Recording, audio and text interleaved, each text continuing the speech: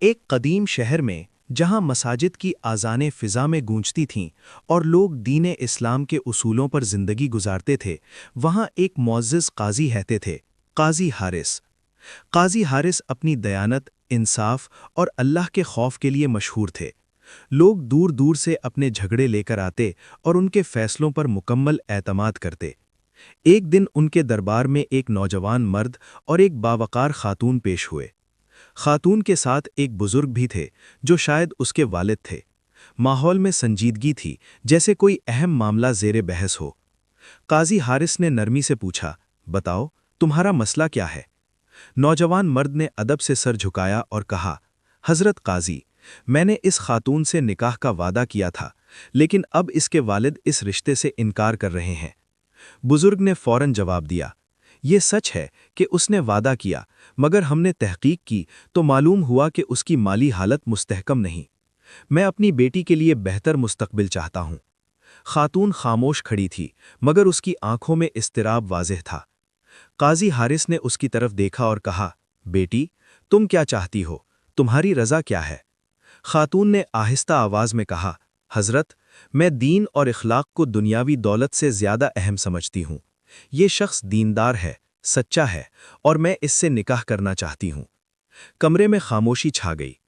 قاضی حارث نے نوجوان سے پوچھا، کیا تم اس کی ذمہ داری اٹھا سکتے ہو؟ نکاح صرف محبت نہیں، ایک امانت ہے۔ نوجوان نے پراعتماد لہجے میں کہا، میں امیر نہیں ہوں، لیکن میں محنتی ہوں اور اللہ پر بھروسہ رکھتا ہوں۔ میں اس کا حق ادا کرنے کی پوری کوشش کروں گا۔ قاضی نے بزرگ کی طرف دیکھا، کیا تمہیں اس کے دین اور کردار پر شک ہے؟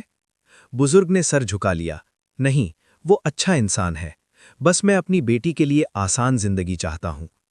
قاضی حارث نے گہری سانس لی اور فرمایا، رسول اللہ صلی اللہ علیہ وسلم نے فرمایا ہے کہ اگر کوئی شخص تمہارے پاس آئے جس کا دین اور اخلاق تمہیں پسند ہو تو اس سے نکاح کر دو۔